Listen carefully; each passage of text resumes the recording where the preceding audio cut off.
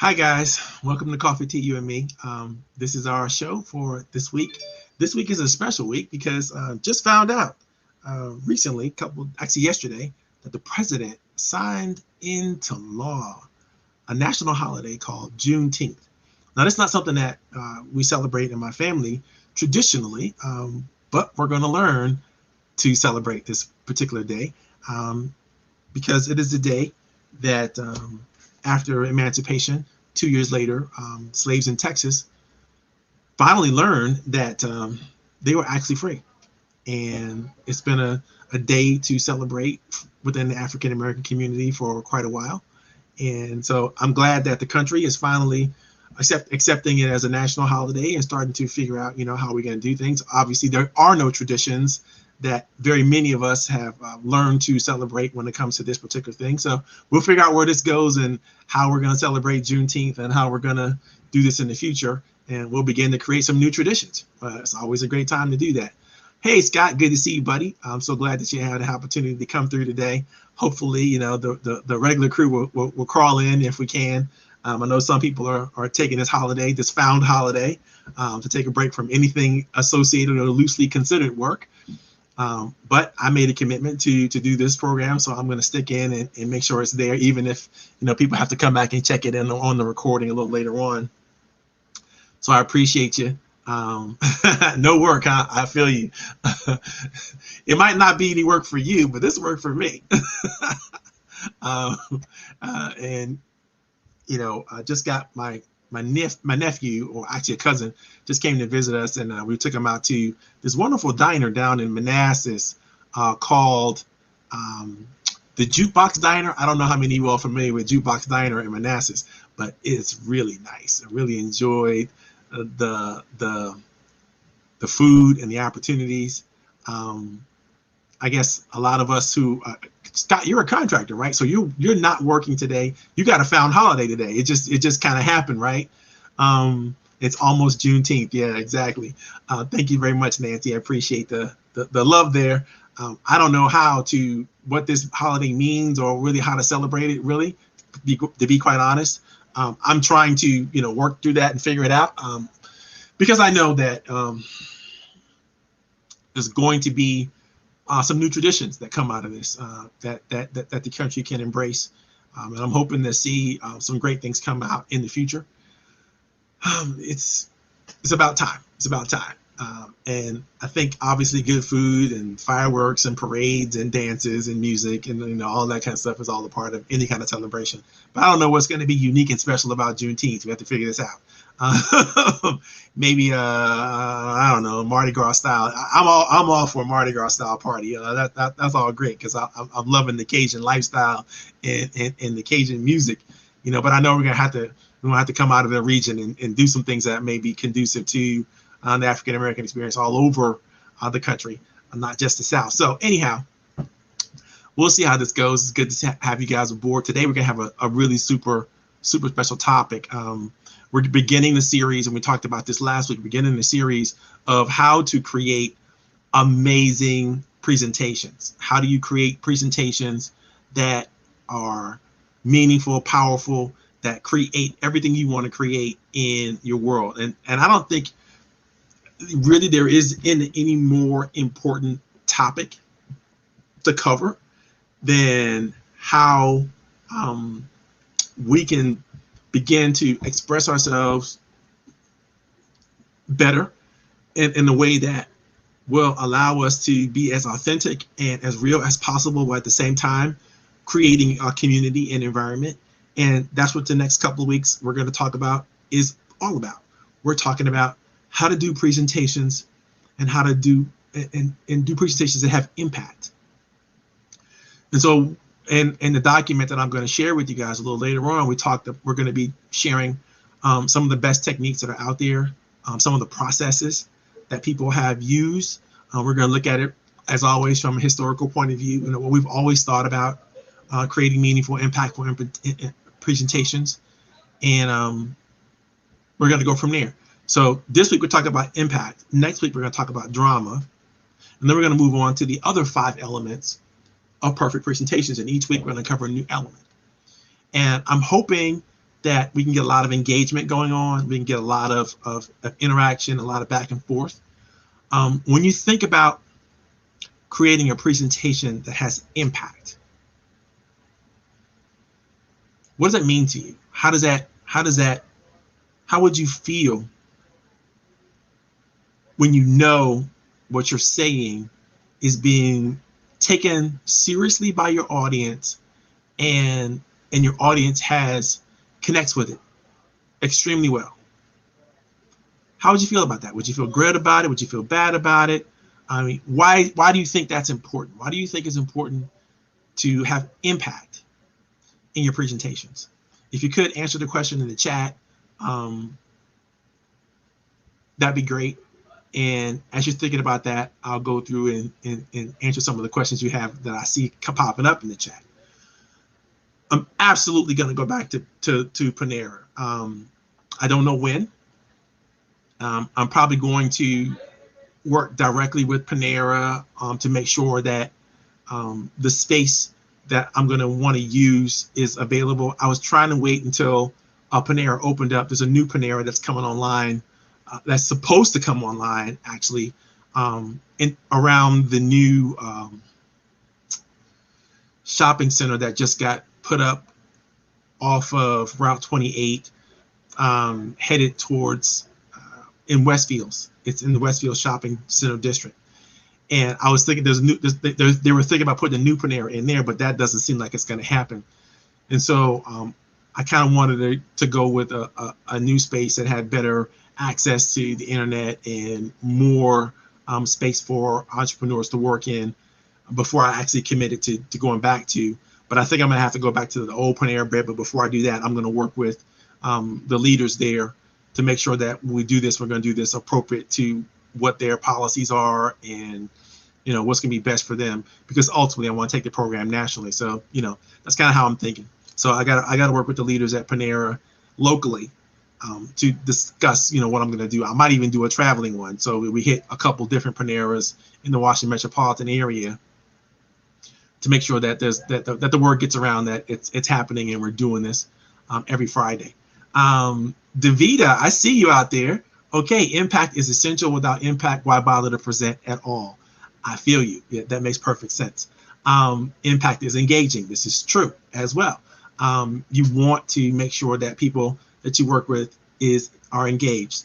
I get a thrill when people tell me I have changed their lives for the better. I'm going to put this one on the screen so I can read it better. I get a thrill when people tell me that I have changed their lives for the better or taught them something they never thought of. And there it is, Nancy. For me, it's all about contribution. If and you're all every response, Davita's response, Scott's response, your responses are all correct. You know, there's nothing wrong with, you know, wanting to actually influence somebody and wanting to make something good happen in the universe, right? And there's nothing wrong with wanting to get the attention that you need to get and create focus for people. All of this is what Impacts does. But for me, and I'm along with Nancy, for me, it's about contribution. It's about knowing that I made a meaningful contribution and knowing that I did something that was significant and relevant. For me, at this stage in my life and my career, I want to know that I'm doing good things. I want to know that I'm contributing something meaningful to the world, to the forward flow of human history, as I like to say. And I don't know that if what I do has no impact. And Nancy hit on something that I think is critically important to discuss. Whenever you're creating something, you want it to be impactful, yes. Whenever you're creating a presentation or a talk or answering a question even, you want it to have impact. So what are the things that always have impact? What are the strategies? What are the techniques that you know you have to employ to create impact no matter what? I've discovered the main ones, but I'm wondering if you guys have given any thought. What technique do you use to always create impact? Is there something that you're thinking that you've always that you're thinking about? Post that in the chat, because again, we've already said it and we're going to say it again over and over again. When you have the opportunity to show up and deliver and to speak or to present or to share your ideas with others in any way, shape, or form. You want to be engaging, right? You want to cause a level of influence with people. You want to share what you know, and you want to help others to grab something, to learn something, to become maybe what they're supposed to become, to help them think about and consider a situation. All this can happen when you have impact. But what are the tools that you know you need to use? Anybody have an idea? Anybody have a thought about what tools actually cause impact? Again, the boss has come in with some very interesting thoughts. Miss Wyatt suggests that relevant anecdotes and stories help with impact. Shocking statements can be used sparingly. She's absolutely right. Absolutely correct. We have found, studies show that there's something about stories. There's something about storytelling and mastering the art of storytelling that helps to create and generate massive amounts of impact with people. And the way you tell a story matters. Your choice of words matter. How you open a story matters. The main thing that you have to have in order to create impact with anything you say and do is you must have the active attention and engagement of your audience. If your audience is not paying attention to what you're saying, it's literally impossible for you to say and do anything that has any impact. So what comes first, the attention or the impact? Is it a chicken and egg scenario? If you don't grab them and keep them, how much engagement or how much opportunity do you have to truly create what you want to try to create in the environment around you? How much effect do you have if you can't get their attention? And it just so happens that your brain is hardwired, and certain things literally create more impact than other things you can do in communication to help people. Stories done well are a great opportunity to create the kind of impact that you want to have. Physical engagement, even if it's in a breakout group where they have to do some of the work, absolutely. The more you get people engaged, the more you get people to use everything they have when it comes to learning, right? You want to get them, you want to create an experience. And sometimes that experience is created by asking the right questions. Sometimes that experience is created by telling the right stories or creating drama or space for thinking and engagement and interaction. All those things are things you could use to create impact. So let's talk a little bit about what we discovered in the research. And we're going to talk about, well, before we go there, I want to make sure I cover the rules. I messed up and got too involved in this already. I want to cover the rules that we're going to go through today, or some of the things we're going to talk about today. We're going to talk about some of the greatest literature on impact. I'm going to point you to some resources and some websites and some presentations that you could use to create higher levels of impact. We're going to talk about what it all means, and we're going to go through some amazing exercises that you could use to create more impact in everything you say and do when it comes to working with others, so that you can develop higher levels of collaboration, higher levels of encouragement, higher levels of strategy and content for yourself and your business. And so if you have a business, if you have something that you want us to pay attention to, you have a website that you want to share with us, you have phone numbers, phone phone information or contact information that you want to share with us, please do so in the chat.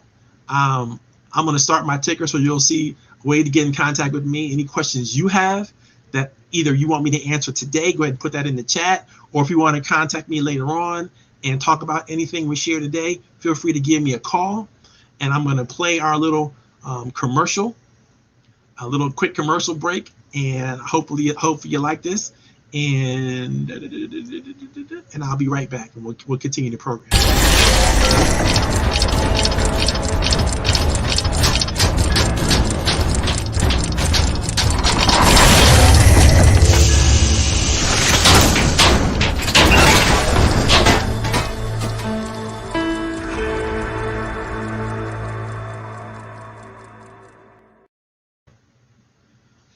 All right, boys and girls, welcome back to Coffee, Tea, You and Me. I hope you're having a good time. I see that some of you all may be having some internet challenges out there. Mine seems to be pretty good on my side. So I understand that if you have to jump off and reload or come back or do whatever you want to do, I do understand. I appreciate your time, and I appreciate you being here. I love the fact that I have such a great group of friends and supporters that support this even on a holiday, which is pretty cool. We've got some great people in the audience that we haven't met or discussed in the past. I see Davita's out there and some of the other members. If you could tell us, who you are, where you're coming from, that'd be great. I'll be more than happy to share your information, anything you want us to know. With the listening audience, I'll be happy to promote you if we possibly can. If you got something that's that you want people to see, you want people to connect with, please feel free to do so. I'm not going to post our document in the chat this week because I still have some work to do on it before I want to release it to the public. But I will share with you a lot of the information, a lot of research that we've gotten. And we're starting a 5-part series. We already did an overview last week. Today we're getting into the meat and the potato of the 5 elements of perfect presentation, which is another presentation that I've used to do tons of training, all over the country. And I really love sharing this information with people because a lot of times when people want to present their ideas and their thoughts, they need a systematic approach. They need a way to make sure they're doing it well. They make sure they're telling the right stories. They're using the right strategy and technique. That's going to help people pay attention to them. It's going to help people wake up to them, help people be influenced by them, help them feel more confident in what they're sharing and what they're doing. And so we came up with the 5 elements of perfect presentation. And I promise you, if you learn these 5 elements, if you use these 5 elements, if you incorporate them into what you're doing, you're going to be a much better presenter. You're going to share information in a much more powerful, concise way. Here are the 5 elements. Element number 1 is impact. Element number 2 is drama. Element number 3 is heroism. Element number 4 is vision. And element number 5 is recognition. Now, each of these elements make perfect sense to use in the same order. If you use these elements out of order, then you're going to create presentations and information that's going to disturb people. And that might be what you're actually going for.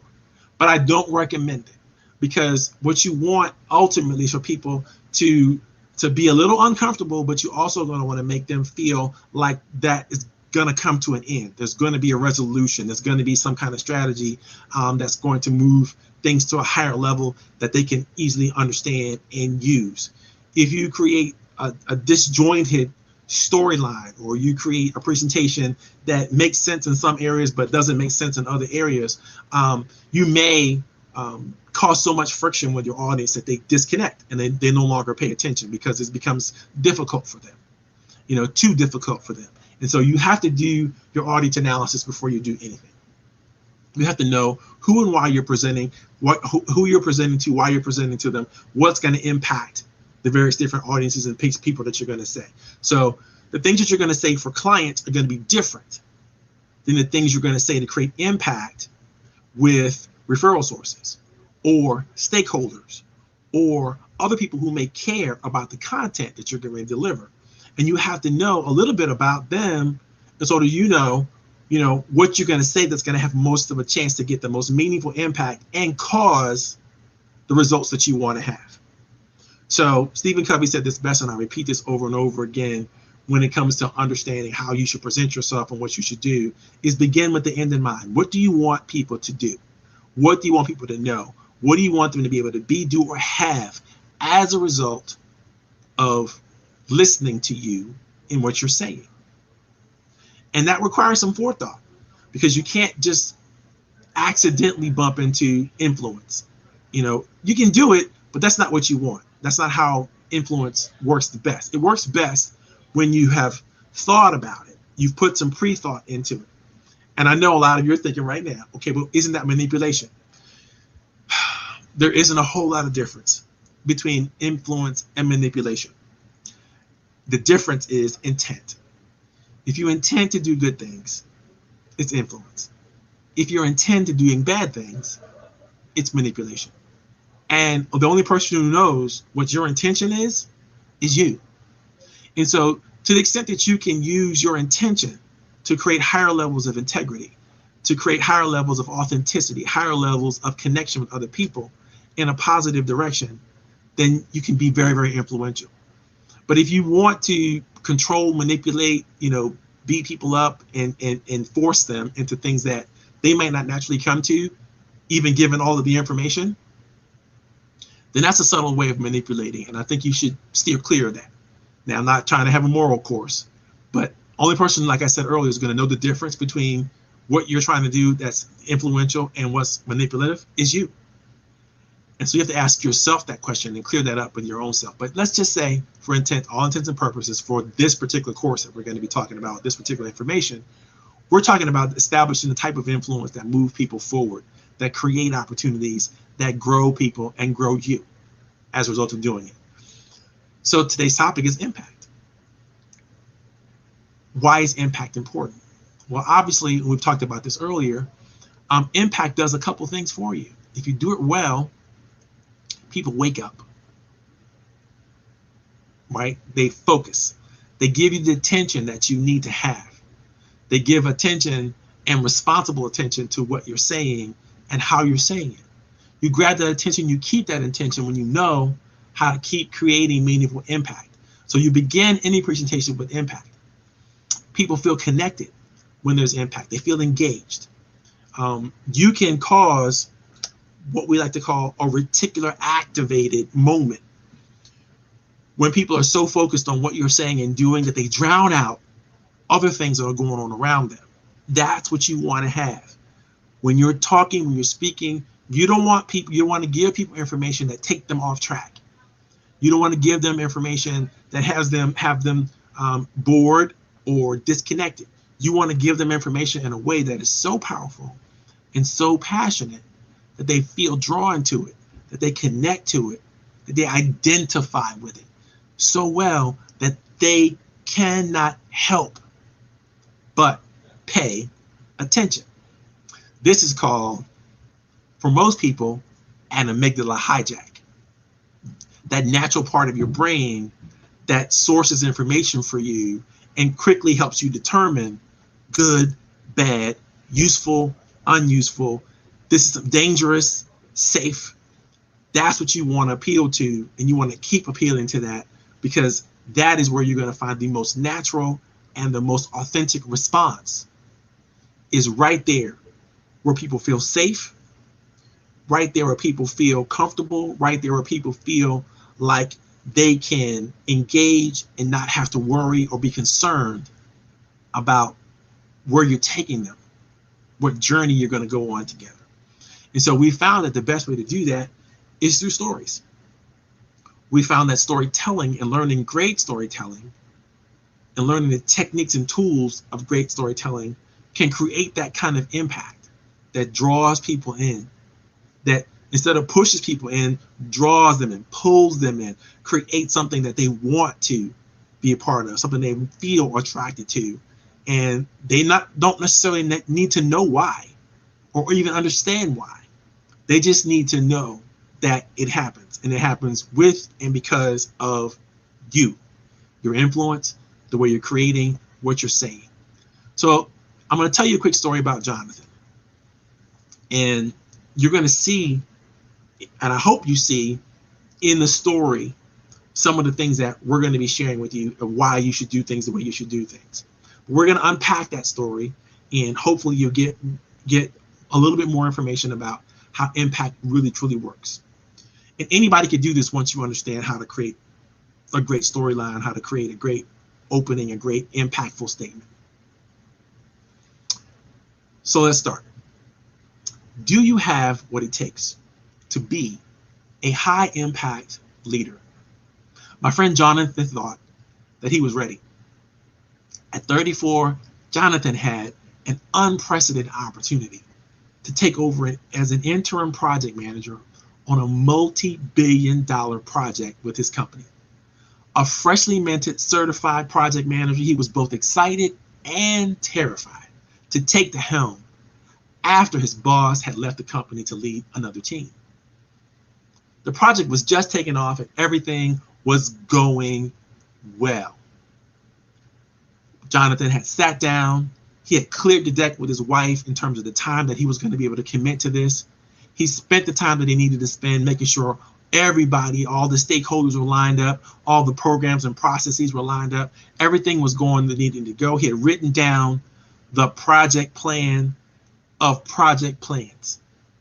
Jonathan knew, and he was encouraged by everybody around him that were leading, helping him lead the effort, that this was going to be an amazing opportunity for him and for his company. And he knew that if he got this right, not only will he's not going to just be the interim project manager, he would get promoted into full project management, and he could possibly be on a partnership tenure track within the company. This would mean that he would have everything he needed to know to safely start to put money away for his kids' college education, to make sure that the mortgage is paid off, and start even investing in his wife's business. Critical, this moment of success was to Jonathan. He did all the appropriate risk mitigation strategies. He did all the analysis procedures. He felt that his project proposal was spot on, down to the last detail. And he knew that he could set his team up for a slam dunk. All they had to do was implement, just like he'd done many times before with the team when he was a team member.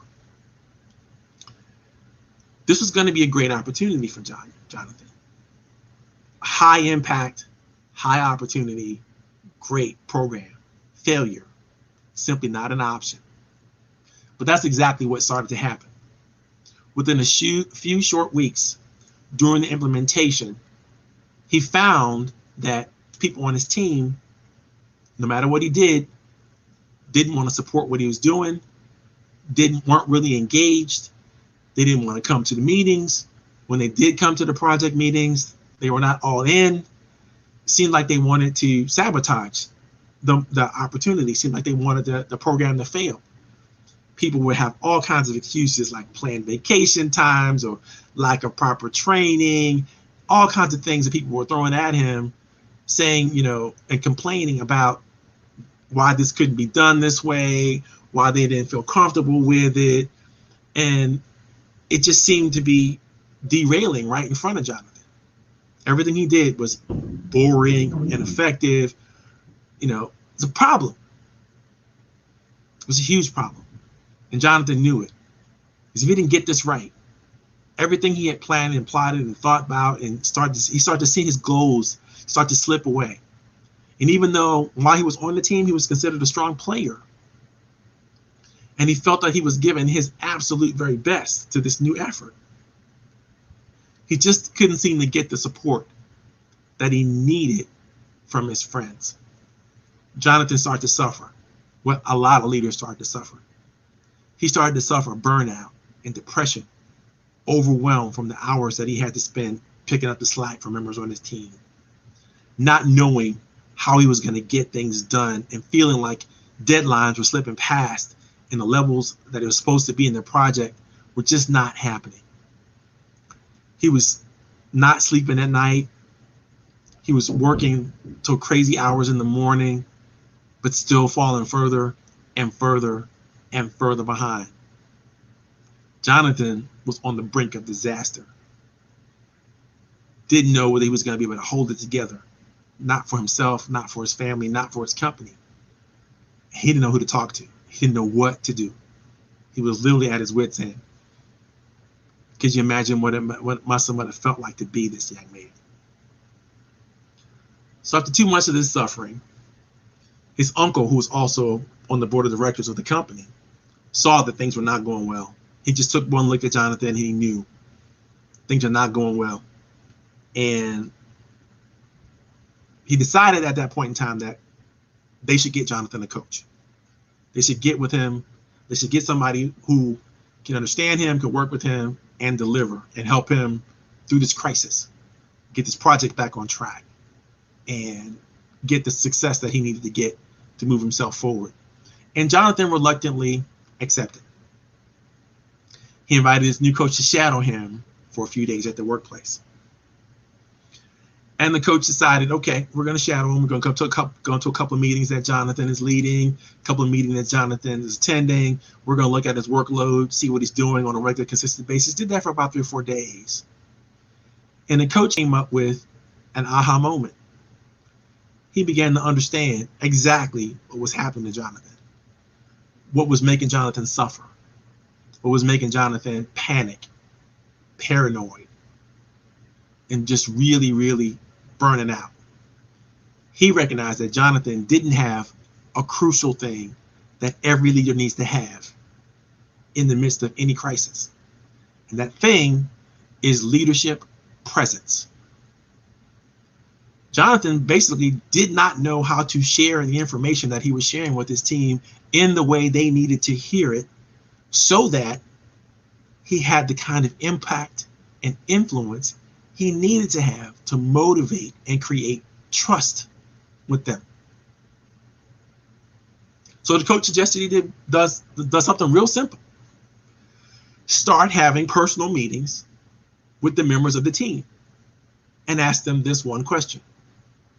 What do you know that I need to know to make this more effective and more better opportunity for you? That was the question that Jonathan was tasked to ask to each and every team member. And then he was to just be quiet and listen. Maybe ask further questions like, okay, if we can make this work, how would that feel to you? Okay, if we can find the right resources, how would you see yourself excelling in this moment?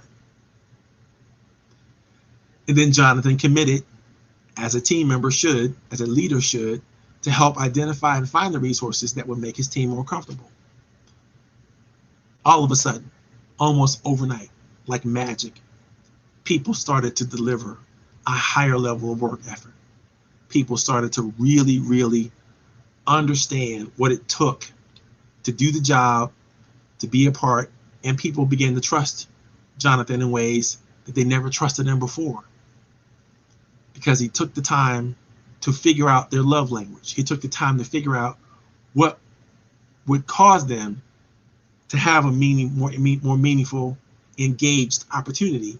And he started to use the language he needed to use to wake up that potential within every team member, using every learning style possible. Jonathan started to hear the words he needed to use in the stories that he told from his team members by listening, interacting, and being engaged. It wasn't long after the projects got back on track. Things started to move really, really quickly. In fact, he had to start to hold the team back because they had built up such a momentum. They were clipping through the project deadlines faster than they needed to, and it became a wasted effort. It was putting too much pressure on themselves, and he needed to slow them down and pace it so that they could still recover and still do the things they needed to do to be strong in the finish.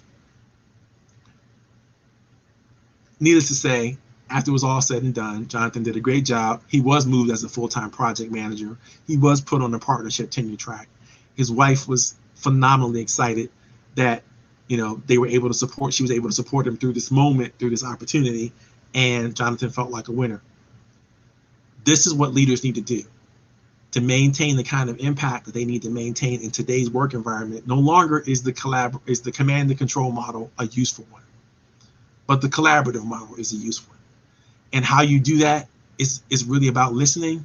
It is about identifying and creating opportunities for people to see themselves in the work they do, see themselves excelling, and making sure they have the right kinds of resources they needed.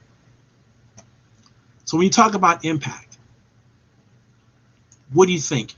When you hear Jonathan's story, what are the things that were truly impactful in his world? What are the things that truly impacted the situation that he was dealing with? What do you think?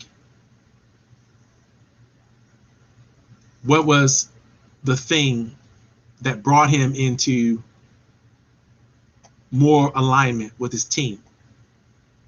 And why didn't he have it in the beginning? And he was given the title, given the responsibility. Why wasn't he given the respect? Has that ever happened to any of you? Does it happen to people that you know? I know that it does. And this is what's important. When you think about impact, you have to know a couple rules. And these rules, I think, are critical in your writing, in anything that you do. And there just happen to be 7 of them. I know there's 7 habits of highly effective people, and there's 7 habits of all kinds of things, right? But I just found out in the research that the more you follow these 7 rules, when you create content, when you write, when you share information, when you speak, you're going to have more impact. Here are the 7 rules. Number 1, always seek the high ground. Number 2, practice continual growth. Number 3, think we, not me. Number 4, pay attention. Number 5, master the art of storytelling. Number 6, focus on greatness. 7, leverage shared values. So let's break them down. When you think about seeking the high ground, as a leader, as a producer of content, as a speaker, it is imperative that the best in you is shared with the best intentions, with the best in mind, so that there is no moral imperative that seemingly you can't overcome. Michelle Obama would say in her book, Becoming, and in other statements that she makes all over the world, when they go low, we go high. Now, there's a reason why leaders who have the mindset of positivity and of moral progress and thoughts win more often than those who are more pessimistic and not as much optimism. And the reason is, quite frankly, most people have an easy time connecting with pain, anxiety, fear, guilt, and those kinds of mental processes. And it's not until they're reminded that there is hope and there is faith and there is charity that they can create the emotional connections they need to create to feel good, to feel safe, to express themselves fully and completely, to thoroughly engage.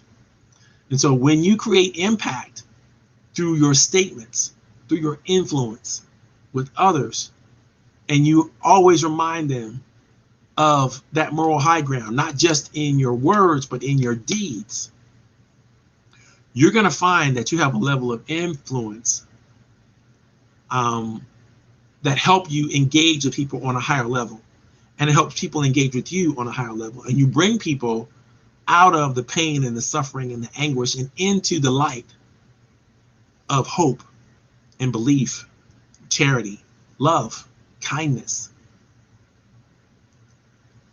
And in that, you will always have meaningful engagement with them.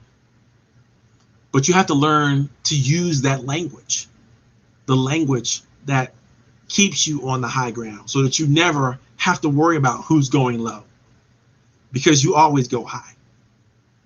If you seek the high ground and you stay on the high ground, you'll get the advantage. You'll see where all the pieces are. You'll see where all the players are, because you remain on that moral high ground, that moral plane that allows you to see down to everything else that's going on underneath you. That's where strategy is done, from the high ground. It's not done from the trenches, in the heat of the moment, in the passions. It's always done from the high ground. Now, there's a whole different conversation we need to have about the difference between passion and connection to progress and so on and so forth, but that's not for this particular moment, right? We're talking about how to create stories that remind you on how to create impact in your languaging, that remind people of that connection to the spiritual, that connection to that next level belief and faith. It's very, very important that you do that. You seek that all the time, and you'll find it, as in terms of how you're speaking and how you're creating moments with people. One of my favorite quotes is, "No one knows for certain how much impact they have on the lives of other people. Oftentimes we have no clue, yet we push it just the same." If we don't try to influence each other positively, it's game over. And so everything you do, everything you say, in the way you say it, you're seeking that moral high ground. You're seeking that opportunity to move people forward, to move people higher. And there's a level of distinction. It's called, and actually physically called, optimal distinction. It's where you've delivered so much meaning in such a powerful way that people engage with you at that level.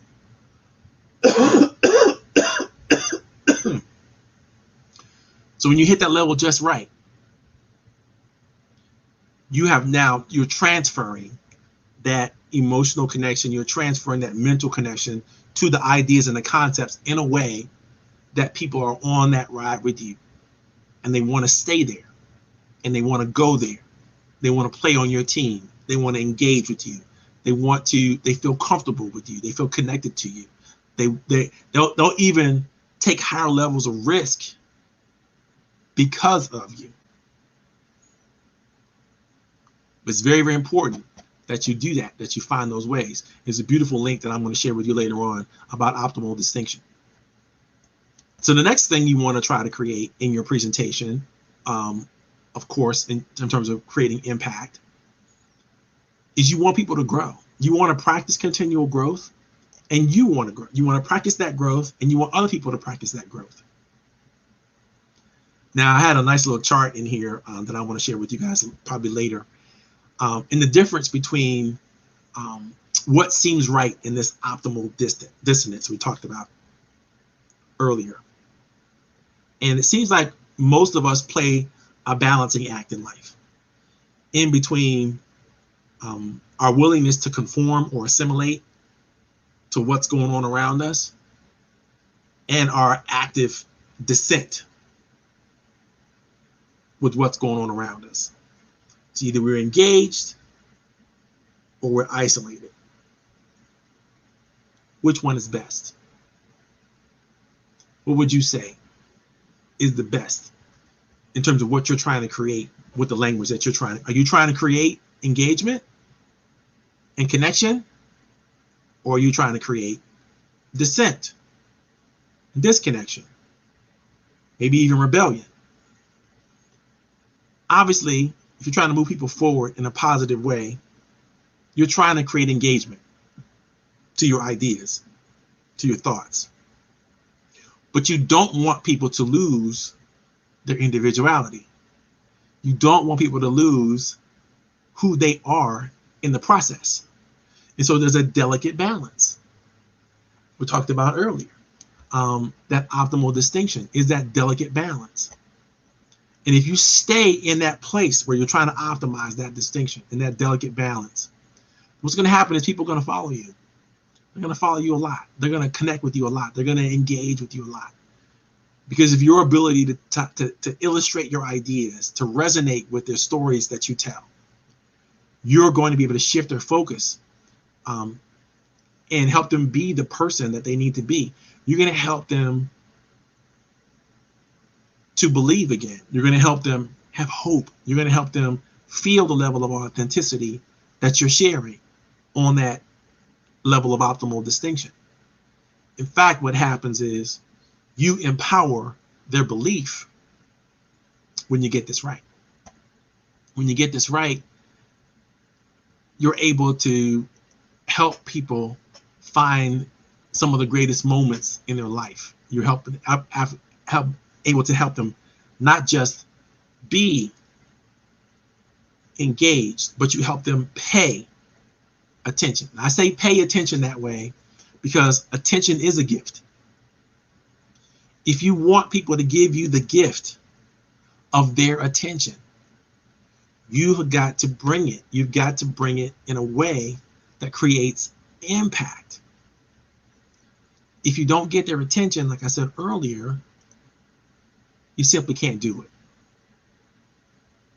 So let's talk about what creates this kind of impact that we're talking about. Bible says that bad company ruins good morals. Bad company ruins good morals. It's almost like that same saying, I think some of you have heard it, that culture eats strategy for lunch, right? When you have people around you that simply are not good people, they're not thinking about being trustworthy, not thinking about being respectful. They're not thinking of taking responsibility, not thinking about how their character shows up and how they represent themselves in the work that they do. It's hard to drive connections and influence in those environments because that's a chaotic environment. It's literally the definition of chaos when people don't have similar same value systems and they're thrown together in the same environment. There's nothing can happen there except chaos. But when you can help people create that harmony, when you can help people find those moments, you can help them create what we call unbridled authenticity and purpose. And that's what you want your content to do. That's what you want your languaging to do. That's what you want your presentations to do. You want people to find a level of authenticity and purpose. So you have to start with the level of authenticity and purpose. Where are you truly strong? What do you truly believe?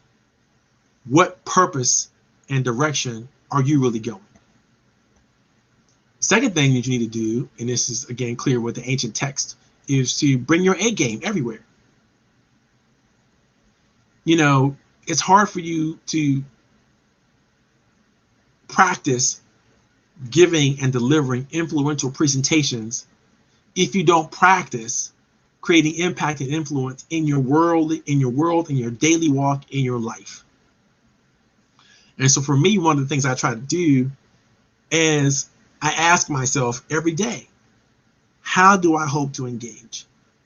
What is it that I want to bring to the table to anybody I talk to, anybody I work with any content that I create, any person in my house, in my world that I connect to?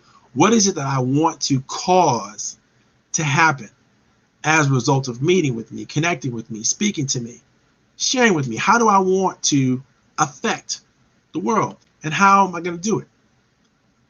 Because if I know how I want to do it, I can bring my A game.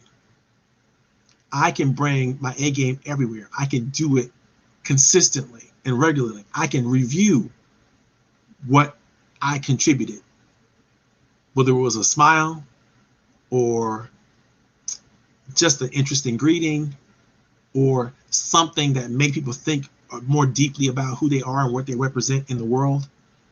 I try to do that every day. So when I write, I am already full with the tested language, the tested concept. I try not to isolate myself socially. I know it's hard in the COVID world. I try to be on camera as much as I possibly can when I'm with people. I try to make sure that I can see their facial expressions, they can see mine.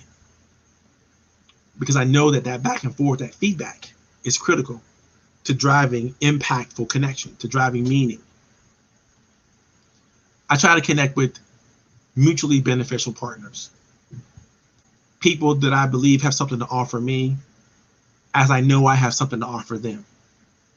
I know what I can offer others, and I try to make sure I have the language that helps them know what I can offer.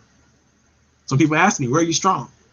I could tell them just like that, right? I'm strong in helping people truly identify their purpose. I'm strong with helping people stay focused on the things they need to focus on and create the energy around whatever they're trying to do like they never did before. These are my gifts. These are the talents that I have that I can share. And I do share with people quite a bit. So the people that I need to work with are people who are also strong in those same ways, right? They make great partners, and they make great collaborators and everything, because we can sharpen each other. Iron sharpens iron. We tend to share the same love of people, the same love of people processes, in the way people think and the way people deliver. And so those shared values connect and bind us. It's critically important to accomplishing what I call a good life. Now, you may find that with people who have the shared values, but they don't necessarily have the same shared strengths. And so, because we have shared values, we may connect and bond to each other, but it's the sharing of our strengths that help us cover each other's weaknesses. And your ability to do that and communicate where you could offer help, where you can offer service, where you can offer some level of competence and connection with other people. There's language involved with you sharing that information. You have to use that language appropriately. Stories, obviously, a way to do it. There's also knowing that you have created meaningful impact with others. How do you know? How do you know you've done the daring thing? How do you know you've done the right thing? How do you know you've said and shared the right information with people? Nancy said it right off the bat. They tell you, right? They give you feedback. The only way for you to know that you've impacted people with your insight or your thoughtfulness or some engagement that you've created is if they tell you, if they show you, if they share with you somehow, some way that it's worked for you. I love this quote from Viktor Frankl. And one of the things he says all the time is, between a stimulus and response, there is a space. And in that space is our power to choose our response. And in that response lies our growth and our freedom. You know you've got it when you have a stimulus, you choose the right responses, and the feedback that you get from the response that you have show that you've grown, show that you have a mastery, show that you have done what you need to do to create the kind of impact, engagement that you need to create. How many of you are good at getting feedback? How many of you are good at doing it?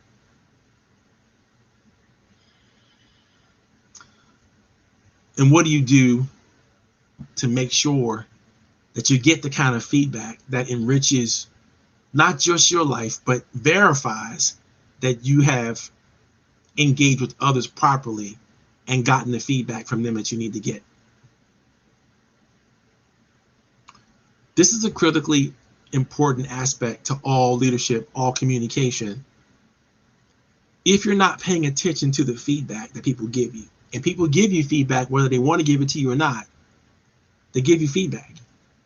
If you're watching, if you're paying attention as you're delivering your presentation, then you're going to see their facial expressions. You're going to see their body. You're going to notice when they're closed off. You're going to notice when they're open. You're going to notice when they're thinking or considering an idea or a concept that you have. This is the feedback that you get before they even open up their mouths. The nonverbal feedback can tell you a whole lot as to whether or not they're with you. Are they truly on this journey with you, or have they gone off into la la land all by themselves? Now, I'll tell you, the level of impact that you have and the engagement that you have, whether it's high quality or low quality, is dependent on your ability to keep people in the game, to keep them with you. In order to do this, you have to use all 3 levels of learning. They have to visualize it. They have to hear it. They have to feel it. If you can get that going, then you're going to create impact. The only way to get that going that we know about is through stories. Stories touch all 3 levels of learning. Did you know that? When you tell a great story, people can see the situation unfold who are visually, who learn through visual, right? They can see it. They draw a picture in their mind. They can see it all happen. They can see it going through, especially when you remind them, right? Was it vivid? The story I told you earlier. Could you see the person going through the things he was going through? Could you see the conversations he must have had with himself and with others? Could you connect to it? There's also the hearing. You hear the words, and those words affect you. They cause a mental shift in your brain. And then there's also the emotions.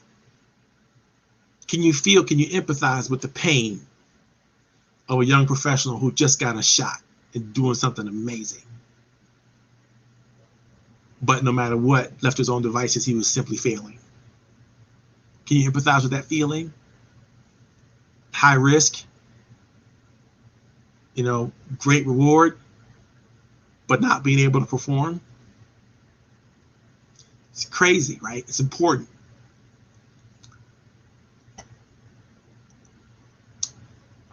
My girl Nancy shared some things with us that I want to share with you guys. Sometimes I find people saying things and teaching things that they learn from me.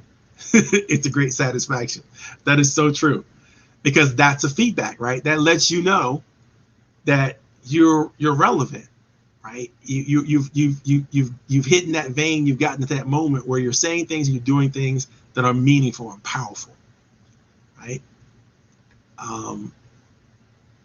It's so important, because without that feedback, without the feedback that people give you, you can't get there.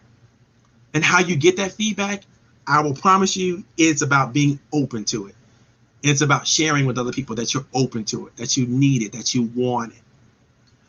In fact, I do owe Nancy some feedback on a document that she shared with me. And I will definitely give that to you this weekend, Nancy.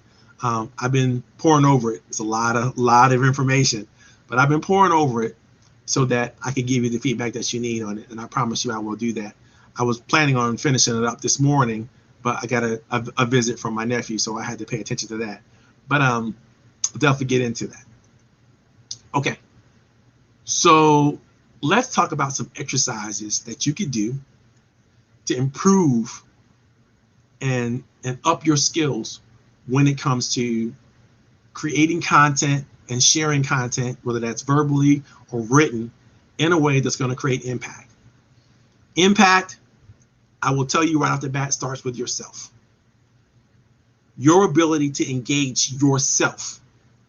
The 2 sides of yourself, that angel and that devil that's in you, your ability to wrestle with those things and find yourself leaning more often towards your angelic side, right? Leaning more often towards love, leaning more often towards patience, leaning more often towards the gift that is kindness to yourself, you will find that you have a level of integrity when you share those things with other people.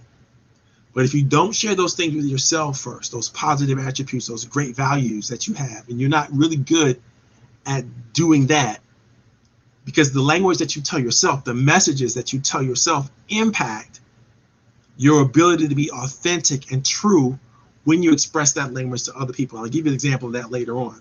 But some of the things you need to start to ask yourself when you have your reflecting moments is, who do you need to have impact on? Who needs to enjoy the privilege of engaging with you? You need to know who they are before you start talking to people, right? Because everybody's not going to be the goal here. You're going to have to be strategic and focused about who you want to create impact with. And then you're going to have to do some homework, right? You're going to get to know them. You have to figure out what they're all about. You have to figure out what their values are and find ways where your values and their values might be aligned. It helps you build connection. And with that connection, gets you further engagement, gets you more information. You know how to create meaningful impact with them, because you don't just know them from a sense that I can see you. You know them from a sense that you have knowledge of them. You know what makes them tick. You know what they value. You know who they are. So you have to ask these questions. Who can be a great influencer in your life? Who could, if they chose to, give you the support that they have available for you, can make a tremendous difference for you? If you're like most people, you don't have a lot of answers in terms of what we're talking about. You got to dig in. You got to do some soul searching. You have to ask yourself the question, what do I need? What do I need, and from whom do I need it? And then what other questions you may have to ask? What can I promise? What can I deliver? And don't cut yourself short, because a lot of us can deliver a lot more than we think we can. Sometimes you don't know what you can offer. Go ask other friends and people who connect with you. What do you bring to the table? What can you offer that's greater than anybody else? Start asking for the input, and the feedback from your friends and family first. Start getting that information together so that you know when people ask you, well, who are you? What are you all about? You know what to say. People ask me all the time. I tell them, I got a passion for small businesses, specifically those licensed professionals who need to be certified or licensed to do what they do. These are the people that I love working with, because I understand them as the world I come from. And I know what it means to service other people, other businesses, and the kind of impact they can deliver. I love working with them, because when I can work with them, I know that I can help them deliver a quality product, quality service in a way that's going to be agreeable to them and the rest of the world. I know how to help them be winners and stronger in everything that they do. I'm one of the best at it, and I'm getting better every day. So if you can introduce me to a doctor, a lawyer, an accountant, I would love it. Just to meet them, just to talk to them, figure out, maybe what things that they may be going through, or maybe things they don't even know they're going through. I might be able to share them some information and some ideas that help them. I would love to do that. It's my greatest passion. It's my gift to the world. It's who I am. When it's all said and done, thousands and thousands and thousands of entrepreneurs will be winners because they had a chance to interact and meet me. I can't imagine a greater life. I can't imagine a greater impact. And I can't wait to get in the game.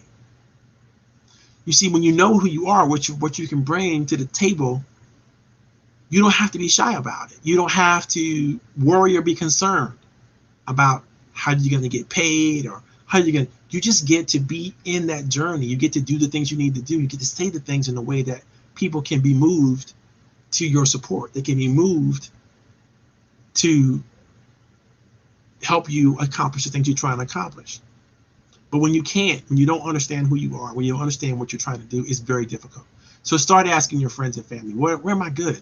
Where am I golden? Set aside a few minutes every day to reflect on your highest values. And I put a post in LinkedIn not too long ago. But every day I carry with me my highest values. I read them every day. I read them as affirmation statements every day. And I ask myself every day, what am I doing today to move this value forward? How am I expressing myself? What am I sharing with other people so I can move this value forward? I'm going to read you just a few of my affirmation statements. As I live my life, I will carry the following with me. I apply discipline, practice, and knowledge-based planning, which allows me to pursue challenge and change with courage and passion. I pay attention to God's design and purpose for my life, which will continue to provide me with health, clarity, and longevity for all of my days. I make commitments and honor them always to create value and depth in all of my relationships. I seek counsel and feedback from those that I respect so that they can help me course correct and reset my goals whenever it's appropriate. These are just a few of maybe 10 or 11 value clarifying statements that I use and I read through every day. I wrote them as affirmation statements. I read them as affirmation statements because they affirm what I truly believe. They affirm who I want to be. And they help me when I'm doing my plan to do things that support my values. And I'm never disconnected from those values. In fact, the more I share my values with other people, the more I find people who also identify and connect with those values. But it's important that you don't move forward without your values and principles in alignment with the movement, because you're going to create inside yourself a lack of integrity, a lack of authenticity, a lack of, connection to who you are and what you're doing.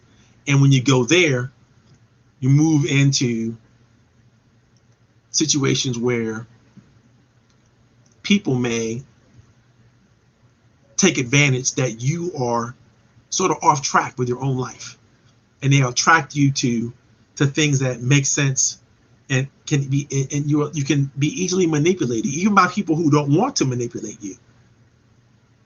But because you're not influencing yourself, you're subject to be influenced by others.